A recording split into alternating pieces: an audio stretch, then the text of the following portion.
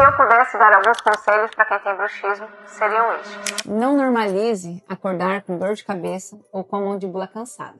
Durante o dia, evite estimulantes, como café ou outros produtos com cafeína. E observe se você tem o hábito de ficar esfregando os dentes no dia a dia.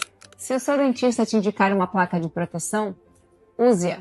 Isso vai evitar muitos problemas futuros. Cuide também do estresse, da ansiedade e da qualidade do seu sono. O bruxismo é sempre o resultado de algum problema.